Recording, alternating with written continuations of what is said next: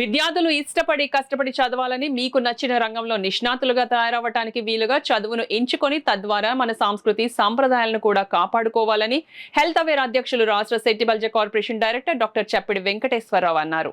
ST hostel విద్యార్థులకు సుమారు 50 జతలు పాత మరియు కొత్త బట్టలు పంపిణీ చేయడం జరిగింది. హెల్త్ అవేర్ సంస్థ సభ్యులు కిరణ్ కుమార్ ఆధ్వర్యంలో ఈ కార్యక్రమం జరిగింది.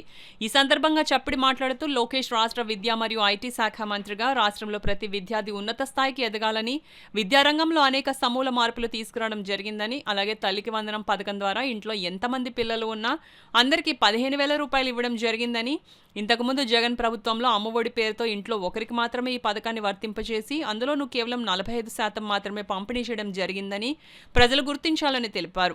ఈ రోజు రాష్ట్రంలో అనేక పెట్టుబడులను తీసుకువచ్చి భారతదేశంలోనే ఒక బ్రాండ్ అంబాసిడర్గా మన రాష్ట్రాన్ని తీర్చిదిద్దాలనే ఉద్దేశ్యంతో ఆస్ట్రేలియా మరికొన్ని దేశాల్లో లోకేష్ పర్యటిస్తూ మనకి ఎక్కువ ఉద్యోగ అవకాశాలు వచ్చేలా కృషి చేస్తున్నారని చెప్పారు. కార్యక్రమంలో కిరణ్ హాస్టల్ వార్డెన్ శ్రీ మురళీకృష్ణ, కూసాధికారి పద్మావతి, నాగమణి తదితరులు పాల్గొన్నారు. ఈరోజు సంస్కృతి సాంప్రదాయాలను పక్కన పెట్టి విద్యార్థులు ఎక్కువగా పెడదోవన పడుతున్నారు.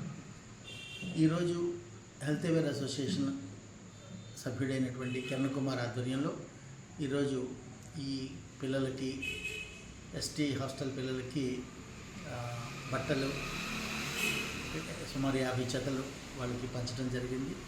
అయితే ముఖ్యంగా మన లోకేష్ గారు విద్యాశాఖ మరియు ఐటీ మంత్రిగా ప్రజలకి ఎంతో సేవ చేస్తూ రాష్ట్రంలో ఉన్నటువంటి ప్రతి పిల్లవాడి భవిష్యత్తు బాగుండాలని మంచి ఆశయంతో ముందుకు వెళుతూ విద్యారంగంలో ఎన్నో సంస్కరణలు తీసుకురావడం జరిగింది.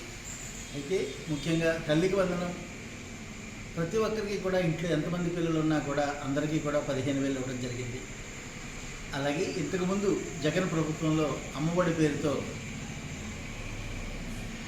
40%, 45% మాత్రమే ప్రజలకు పంపిణీ చేయటము, మేము 100% అందరికీ ఇచ్చామని చెప్పడము జరిగింది. అందులోనూ కుటుంబంలో ఒక్కరికి మాత్రమే ఈ అమ్మఒడి పేరుతో మనీ ఇవ్వడం జరిగింది ఆ రోజు.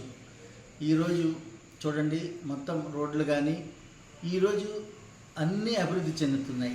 మన కష్టాలతో పాటు ఈ రోజున ఏదైతే ఇంతకుముందు మనల్ని ఆర్థిక సంక్షోభంలోకి జగన్ గారు నెట్టారో ఇవన్నీ కూడా మనం మార్చుకుంటూ ప్రభుత్వం ముందుకు దూసుకెళ్తుంది. అలాగే లోకేష్ గారు చాలా అనుభవంతో ఇతర దేశాల్లో పర్యటిస్తూ మనకి ఎన్నో రకాల పెట్టుబడులు తీసుకొచ్చి పిల్లలకి ఉద్యోగ అవకాశాలు కల్పించేలా ఎంతో కృషి చేస్తున్నందుకు లోకేష్ గారికి ఈ సందర్భంగా కృతజ్ఞతలు తెలియజేస్తూ ఈ అవకాశాన్ని ఏర్పరిచిన ప్రతి ఒక్కరికి కూడా ధన్యవాదాలు తెలియజేసుకుంటున్నాను.